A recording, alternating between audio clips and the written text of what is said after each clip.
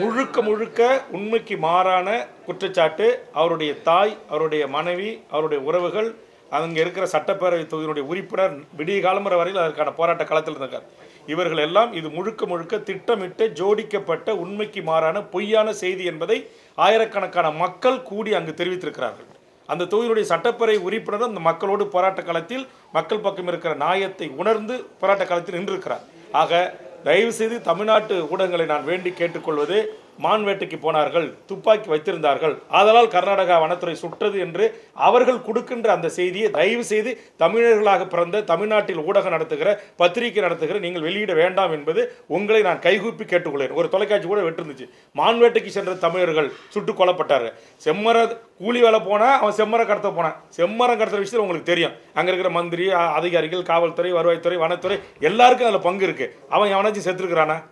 அப்போ இது முழுக்க முழுக்க இப்பயே மான்வேட்டைக்கு போகிற பணக்காரர்கள், எம்எல்ஏ, எம்பி, மந்திரி பல பேர் மான்வேட்டைக்கு போயிட்டு தான் இருக்காங்க. அவர்கள் என்றைக்காவது சுட்டு படுகொலை செய்யப்பட்டிருக்காங்களா? அப்பாவிகள், அதுவும் தமிழர்கள் என்றால் அவ்வளவு தமிழர்களுடைய உயிர் அவ்வளவு இலக்காரமானதா?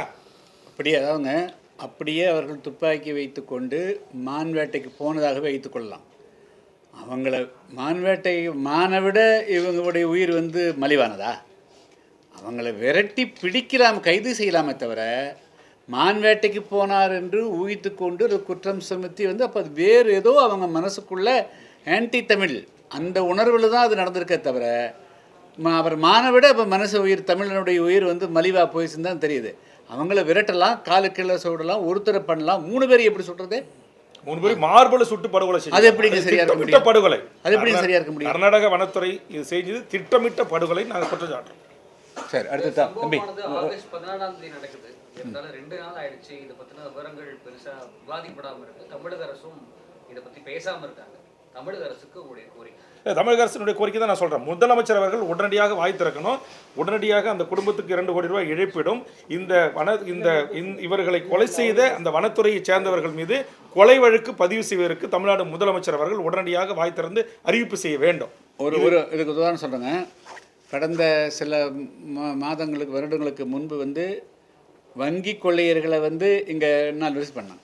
அப்போது பீகாரில் நிதிஷ்குமார் இங்கே வந்தாரா இல்லையா? அப்போது அந்த மாநில சார்ந்தவர்களுக்கு ஒரு பாதிப்பு ஏற்படுகின்ற பொழுது அந்த மாநில முதலமைச்சர்கள் இங்கே குற்றத்தை பற்றி அவங்க பார்க்கல, அவர்கள் என்ன குற்றம் செய்தார்கள் என்பதான் பார்க்கல, அவர்கள் அந்த மாநிலத்தை சேர்ந்தவர்களா இல்லையான்னு தான் பார்த்து அந்த உணர்வோடு தான் அணுகுனாங்க. அதே போல் தமிழ்நாடு முதலமைச்சர் அவர்களும் இந்த விஷயத்தில் நீங்கள் தமிழர்கள் என்ற உணர்வோடு தமிழர்களை பாதுகாக்கிறதுக்கு அணுகணுங்கிறது தான் எங்களுடைய வேண்டுகோள். உடனடியாக ஒரு மூத்த அமைச்சர் தலைமையில் கர்நாடக அரசுக்கு குழு இன்னும் போயிருக்கணுமா இல்லையா? நீங்கள் சொன்ன மாதிரி 14 நடந்திருக்கு. நேற்றுக்கு சுதந்திர தினம் விட்டுட்டீங்க. சரி, இன்றைக்கி என்ன பண்ணிட்டு இருக்கீங்க? காலையில் இன்றைக்கி இப்போ மணி 12 இதுவரையிலும் எந்தவித ஒரு அறிக்கையோ எந்தவித ஒரு கண்டனமே ஒரு நாட்டுடைய முதலமைச்சர்கள் இல்லைன்னா, அப்போ தமிழர்கள் இந்த நாட்டில் எங்கே போய் மீன் பிடிக்க போய் செத்து போனாலும், இதுமாரி கூலி வேலைக்கு போய் செத்து போனாலும், இதுமாரி ஆடு மேய்க்கு போய் செத்து போனாலும் சுட்டு கொல்லலாமா அண்டை மாநிலங்கள்? இதற்கு ஒரு நியாயம் தர்மம் இல்லையா? அதுக்காக தான் நாங்கள் ஒருபடி மேலே போய் சொல்கிறோம். இதில் சரியான நடவடிக்கை எங்களுக்கும் நீதி இந்த 3 பேர் உயிருக்கும் பெற்றுத்தர தமிழ்நாடு முதலமைச்சர் நடவடிக்கை எடுக்கலைன்னா தமிழ்நாட்டு எல்லைகளில் கர்நாடக வனத்துறை வாகனங்களாக ஐஎஃப்எஸ் ஆஃபீஸராகலாம் எவ்வளோ பெரிய கொம்பனாக இருந்தாலும் சரி தான் நாங்கள் அதற்கு எதிராக அதுக்கான மறியல் போராட்டங்களை கண்டிப்பாக முன்னெடுப்போம். இதெல்லாம் தேதியெல்லாம் சொல்லிட்டு முன்கூட்டியெல்லாம் கிடையாது. ஏற்கனவே இதேமாதிரி நடந்த போது எப்படி நாங்கள் பல்லாயிரக்கணக்கான மக்களை திரட்டி கவர்னரை கிட்டத்தட்ட 5 மணி நேரம் வெளியே வராமல் முற்றுகிட்டோம். அதில் வினோத் என்கிற இதே கூட்டமைப்புடைய தலைவர்கள் எல்லாரும் ஒன்றா தான் இருந்து பண்ணணும். அன்றைக்கி வினோத்னு என் கட்சியினுடைய தொண்டர் கூட அந்த கூட்ட நெரிசலில் ஒருத்தர் அங்கேயே செத்து போனான், மின்சார கம்பியில் அடிபட்டு. ஆக ஒரு உயிரை தியாகம் செய்து அந்த 20 உயிருக்கு நாங்கள் நீதி கேட்டிருக்கிறோம். ஆனால் எங்களுக்கு இன்னை வரைக்கும் நீதி கிடைக்கல. அந்த வழக்கில் சந்தேகத்தின் அடிப்படையில் கைது செய்யப்பட்ட ஆயிரக்கணக்கான தமிழர்கள் இன்னைக்கு திருப்பதியில் பல சிறையில் சிறையிலே 100கணக்கான பேர் செத்து போயிருக்கான். அப்போ இந்த தமிழனுடைய உயிர்களை குறித்து அச்சமே இல்லையா? இந்த நாட்டில் இருக்கிற அரசு, தமிழ்நாட்டில் இருக்கிற பெரிய கட்சிகள் ஏன் வாய் திறக்கல? எதிர்கட்சிகள் ஏன் வாய் திறக்கல? இதையும் நாங்கள் கேட்குறோம். இது தமிழர் உரிமைக்காக ஒன்று கூடி இருக்கிற இந்த அனைத்து கட்சி தலைவர்கள், இந்த கூட்டமைப்பில் இடம்பெற்றிருக்கிற உணர்வாளர்கள் நாங்கள் கேட்கிறோம். நீங்கள் தமிழ்நாடு அரசு கள்ள மௌனம் ஏன் காக்குறீங்க? அப்படின்னா இதெல்லாம் தமிழ்நாட்டுடைய உயிர் பிரச்சனைங்க. காவேரி நீர் இருந்தால் இன்னைக்கு மேகதாரில் அணை கட்டுறதுக்கு இன்னைக்கு அங்கே போய் அவ்வளோ தாக்குதல் நடந்திருக்கு. இப்போ நமக்கு வெளியில் பெரிய செய்தி வரல. ஒசூரில் ஓட விரட்டான், வாட்டர் நாகராஜ் கும்பல் எல்லையில் போராடுறான், ஒகேனக்கலுக்கு நான் போராடுறான். அப்போ வன்முறையை ஒரு வேதிய கும்பல்கள் தூண்டி விடுறான். அந்த அரசு ஒரு நடவடிக்கை எடுக்கலை. இப்போ இதையெல்லாம் குறித்து முன்கூட்டியே அப்படி ஒரு கண்டித்து முதலமைச்சர் 3 மாதம் ஆட்சிக்கு 100 நாள் நிறைவு செஞ்சுட்டாரு. ஒரு கண்டிச்சிருந்தா, ஒரு எதிர்ப்பை பதிவு செய்திருந்தா, நான் கேட்குறேன், நீங்கள் மக்களால் தேர்ந்தெடுக்கப்பட்ட ஒரு முதலமைச்சர் உங்களுடைய புகைப்படத்தை கிழிக்கிறான், செருப்பால் அடிக்கிறான், உங்கள் முகத்தில் சிறுநீர் கழிக்கிறான். இது உங்களுக்கு இதை பார்த்து உங்களுக்கு ஒரு கோபம் வர வேண்டாம், ஒரு மான உணர்ச்சி வேண்டாம்? முதலமைச்சரை இதை தடுத்து நிறுத்துங்கன்னு சொல்லலாம். எங்கள் ஏழு தெரிந்தோ தெரியாமலோ இந்த நாட்டுடைய மக்கள் வாக்களித்து உங்களை இந்த நாட்டுக்கு முதலமைச்சரை ஆக்கிட்டாங்க. நீங்கள் தமிழ்நாட்டு மக்களுடைய முதலமைச்சர். உங்களை அவமானப்படுத்துவது ஒட்டுமொத்த தமிழர்களை 8 கோடி தமிழர்களை அவமானப்படுத்துவதாக நாங்கள் கருதுகிறோம். நாங்கள் போராடுகிறோம், நாங்கள் வழக்கு வாங்குகிறோம். நீங்கள் எங்கே இருக்கிறீங்க?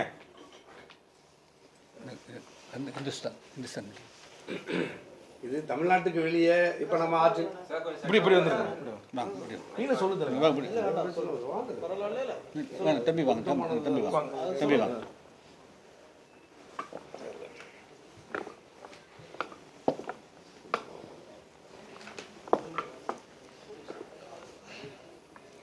இப்போ தமிழ்நாட்டுக்கு வெளியே அண்டை மாநிலங்களில் இப்படி ஒரு நெருக்கடி இருக்குது, உயிர் பறிபோகுது.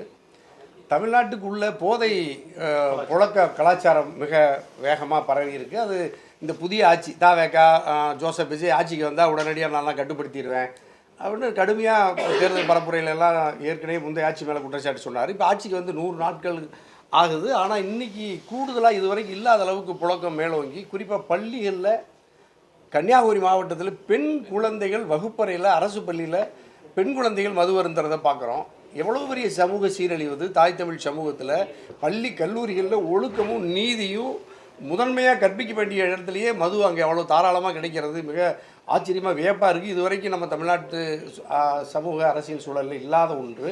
அதே மாதிரி நேற்று கோவையில் இந்துஸ்தான் கல்லூரியில் 3-4 நாட்களாக இந்த பெரிய அளவில் நம்ம அந்த அமுதன், அந்த அழகான தம்பி, அந்த பெற்றோர்கள் அவ்வளோ அழகாக, கோவை ஒரு அமைதியான பகுதி, அது கல்லூரி ஒரு ஒரு பிரபலமான கல்லூரி, இந்துஸ்தான் கல்லூரியில் கொண்டு போய் அந்த தம்பி சேர்த்துனா 3ஆம் ஆண்டு மாணவன். அதாவது இப்போ 20க்கும் மேற்பட்ட மாணவர்களால் ஒரு மாணவர் அடித்து கொலை செய்யப்படுகிறார். இதுவரைக்கும் நமக்கு எந்த ஒரு வெளிப்படையான நீதி இல்லை. பிரதான சட்டமன்றம் நடந்துகிட்டு இருக்கு. சட்டமன்றத்துக்குள்ள சட்டம் ஒழுங்கு குறித்து எதிர்க்கட்சிகள் வினா எழுப்பினால், நம்மை போன்ற கூட்டணி கட்சி தலைவர்கள் வினா எழுப்பினால், இப்போ வரைக்கும் அரசினுடைய வெளிப்படையான ஜோசப் விஜயனுடைய அரசு எந்த பதிலும் தரல. இன்னும் முழுமையாக அனைத்து குற்றவாளிகளும் கைது செய்யப்பட்டார்களான்னு தெரியல. சம்பவத்துக்கான காரணத்தையே அரசு மறைக்குது. இதை விட பெரிய கொடுமை.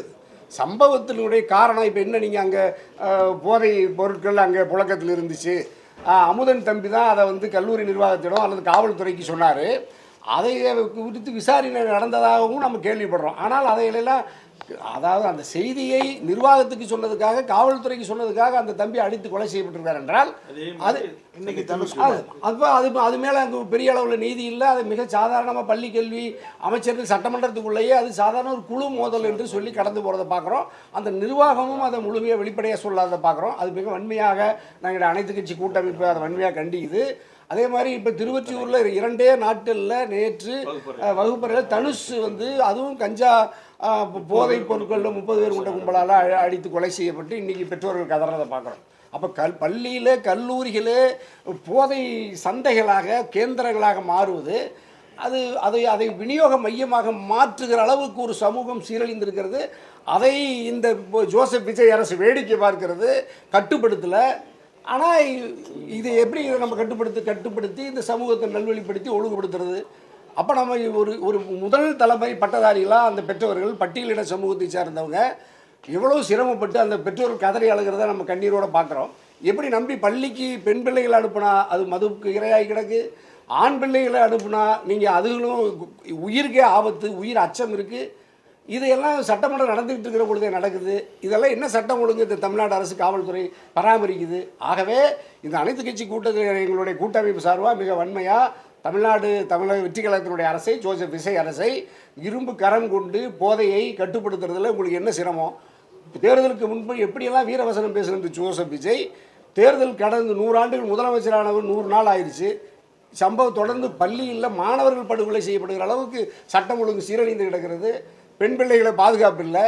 ஆனால் இவைகளெல்லாம் ஒழுங்குபடுத்துறதுல உங்களுக்கு கவனம் இல்லை. மாலையில் 24 மணி நேரமும் அரசியலில் பொது வெளியில் இருக்க வேண்டிய முதலமைச்சர் எங்கே மறைஞ்சிருக்கிறீங்க? உங்களுடைய 24 மணி நேரமும் என்ன அரசியல் அல்லது நிர்வாகத்தை கண்காணிக்கிறீங்கிறதையே வெளிப்படை இல்லை. அமைச்சர்கள் ஏதாவது வெளிப்படையாக சட்டமன்றத்துக்குள்ளே பேசுகிறாங்களா? சட்டமன்றத்துக்குள்ளே ஆளுகிற கட்சி பதில் சொல்லலை. சட்டமன்றத்துக்குள்ளே இருக்கிற எதிர்கட்சிகளாவது இதை பற்றி ஒரு கூர்மையான விவாதங்களை பிரதான ஆளுகிற திமுகவோ அதிமுகவோ பிரதானமாக இதை நேர்மையாக விவாதிக்கிறாங்களா? இதோட கொடுமை இன்னும் அந்த மதுபானத்தில் நீங்கள் வந்து மதுவை கட்டுப்படுத்துறேன்னு சொன்ன விஜய் 11 வகையான மதுபானத்தை செயற்கை நிறமூட்டி சுவையூட்டின்னு சொல்லிட்டு ஒரு 24 மணி நேரத்துக்கு முன்னாடி தடை செய்கிறீங்க. 24 மணி நேரத்தில் மதுபான ஆலைகளுக்கு மீண்டும் அதை ஒழுங்குபடுத்தி விற்பனைக்கு மீண்டும் அனுமதிச்சிருக்கீங்க. அப்போ என்ன, இப்போ நீங்கள் திமுகவை விட அதிமுகவை விட முந்தைய ஆட்சியின் சீர்கேடுகளிலிருந்து மாற்றத்தை கொண்டு வரும்னு சொன்ன விஜய் ஒரு மாற்றத்தை கூட கொண்டு வராமல் ஏற்கனவே இருந்த சீர்கெட்டு இருந்த நிர்வாகத்தை மீண்டும் சீர்கெடுத்துகிற வாய்ப்பை தான் இந்த ஜோசப் விஜய் அரசை பார்க்குறோம். ஆகவே இனிமேலாவது விழித்து கொண்டு தமிழ்நாடு அரசு, தமிழ் வெற்றி கழக அரசு, ஜோசப் விஜய் சட்டம் ஒழுங்குலையும் அண்டை மாநிலங்களில் பச்சை தமிழர்கள் 3 பேர் கர்நாடக வனத்துறையால் சுட்டுக்கொலை சொல்லிட்டு இருக்கிறதெல்லாம் நீங்கள் உடனடியாக கர்நாடக அரசை அல்லது நீங்கள் சட்டப்படி நடவடிக்கை எடுத்து இங்கே வழக்கு பதிவு செய்யணும். இங்கே வழக்கு பதிவு செய்து அந்த வனத்துறையினர் கைது செய்கிற அளவு கைது செய்யணும். அந்த இறந்து போன தமிழர்களுக்கு அரசு வேலை கொடுங்க.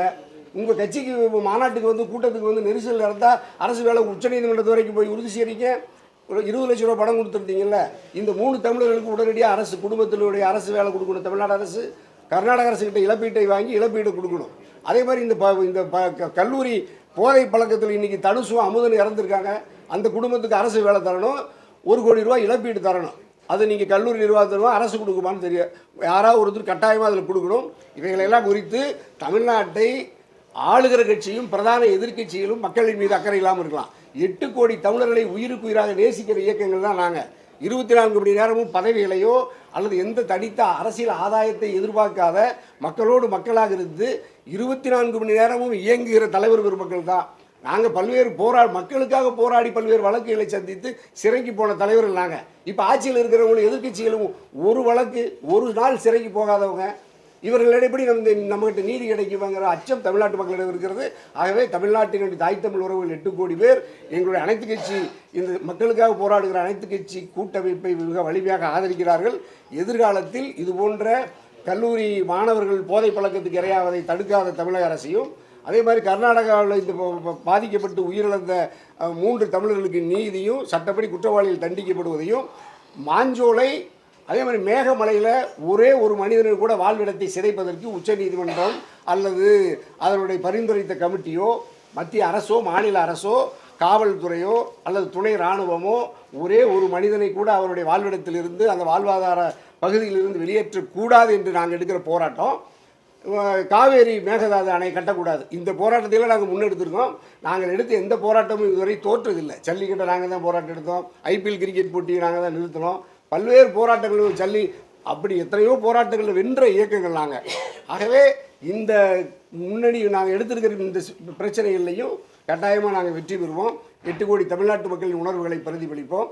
எதிர்க்கட்சியும் தமிழக ஆளுகிற கட்சி வெற்றி கழகமும் இனிமேலாவது திருந்தி இது மாதிரியான மக்கள் விரோத சிக்கலிலிருந்து சட்டம் ஒழுங்கை சீராக்கி மக்களை பாதுகாப்பாக வைக்கணுங்கிறத எங்களுடைய வேண்டுகோளாக வைக்கணும். அமுதன் சட்ட அமைச்சர் நிர்மல்குமார் என்ன சொல்றாரு அப்படின்னா, அது 2 மாணவர்கள் பிரிவுகளுக்கு நடந்த சண்டை அது போதை விஷயம் கிடையாது அப்படின்னு மறுத்திருக்காரு. அப்படின்னா என்ன சொல்ல வர்றாங்க? தமிழ்நாட்டில் எல்லாத்தையும் தான் அவர் மறுத்துட்டு இருக்காரு இல்லைன்ற மாதிரி. அப்படிங்க அந்த மாணவர் இறந்தது வந்துட்டு 2 கேங் கூட நடந்த சண்டை அப்படிங்கிறாரு. அவங்க எதை வச்சு ஆய்வு பண்ணாங்க? எதை வச்சு ஆய்வு பண்ணார் அவர்? இல்லை, அதுதான் பெரிய அதுவும் சட்டத்துறை அமைச்சரையா. இப்போ நீங்கள் திமுகவை அப்படி பண்ண அப்படி நீங்கள் கேள்வி இதுக்கு பதில் சொல்ல வேண்டியவரே முதலமைச்சருங்க. இது is a law and order. ஒரு மரணம் வந்து ஒரு கல்லூரிக்குள் நடந்திருக்குது. ஒரு மிகப்பெரிய 20 பேர் கொண்ட கும்பல் போய் தாக்கி ஒரு பண்ணிக்கிறாங்க. 2 பேர் சமமாக இவர் ஒரு படம் வச்சிருந்தாரு, அவர் படம் வச்சிருந்தாரா? 2 வீலர் போய்க்கிறாரு அமுதனும் இன்னொருத்தரும் அஜீஸும். அஜீஸை கீழே இறக்கி விட்டு போட்டு அமுதனை மட்டும் அடித்து கொண்டு வந்துக்கிறாங்க. இது எப்படி வந்து கோஷ்டி பெரிய சண்டை குழு முதல்ல வர முடியும்? அவர் குறிப்பிட்டு தாக்கப்பட்டிருக்கிறார். அதை வந்து இதுக்கு வந்து சரியான பதில் சொல்ல வேண்டிய இடத்தில் இருக்கக்கூடியவர் தமிழ்நாடு போலீஸ் துறைக்கு பொறுப்பேற்றிருக்கக்கூடிய தமிழ்நாடு முதலமைச்சர் விஜய் அவர்கள் தான் சொல்லணும். தவிர பள்ளிக்கல்வித்துறை அமைச்சர், அப்புறம் மீன்வளத்துறை அமைச்சர், அப்புறம் சுற்றுலாத்துறை அமைச்சர், இதெல்லாம் வந்து அப்போ அந்த தன்மையை அதனுடைய சீரியஸ் அதனுடைய முக்கியத்துவத்தை மழுங்கடிக்கிற வேலை தான். அதை விட பன்மடங்கு கூடியிருக்கு. ஆகவே நீங்கள் அமுதன் இதில் கூட நீங்கள் குழு மோதல் அப்படின்னா இப்போ அமுதனோட குழு யார்? அமுதனோட குழு தாக்குதுனால இன்னொரு குழுவில் பாதிக்கப்பட்டது யார்? பதில் இல்லை. என்ன காரணத்துக்காக அந்த படுகொலை நடந்துச்சு இது வரைக்கும் நிர்வாகம் சொல்லல, காவல்துறை சொல்லல. ட்ரிகர் என்ன 2 பேர்த்துக்குள்ள மோதல்.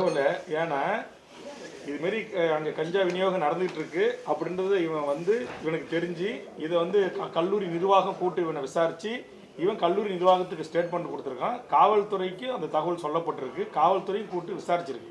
ஆக இது முழுக்க முழுக்க அங்கே அந்த பகுதியில் வித்த போதைப் பொருள் கஞ்சா உள்ளிட்ட நவீனமான போதைப் பொருள்களை இங்கே அதிக அளவில் பயன்படுத்துகிறாங்கன்றது இப்போ அந்த பகுதியை சார்ந்த பொதுமக்களே பேட்டி கொடுத்துருக்காங்க. இங்கே வந்து போதை கலாச்சாரம் நிறையா இருக்குது, மயக்கம் மட்டும் விழுறாங்க, அடிச்சிக்கிறாங்க, சண்டை போட்டுறாங்க அப்படின்னு. இப்போ நீங்கள் தொலைக்காட்சி சமூக வலைதளங்களை பார்த்தாலே எங்கே மற்ற ரோட்டில் பஸ்ஸுக்கு ஏற்ற மாதிரி படுத்துக்கிறான், காவல்துறை அதிகாரி அடிக்கிறான், பொதுமக்களை வெட்டுறான், துரத்தி வெட்டுறான். உங்களுக்கு தெரியும் இப்போ இங்கே கல்லூரி மாணவர்களே உங்களுக்கு நம்ம சென்ட்ரல் ரயில் நிலையத்தில் ஒருத்தவங்க துரத்தி போய் வெட்டுறாங்க. இப்போ நேற்றுக்கு திருவொற்றியூரில் நடந்தது அப்படி தான்.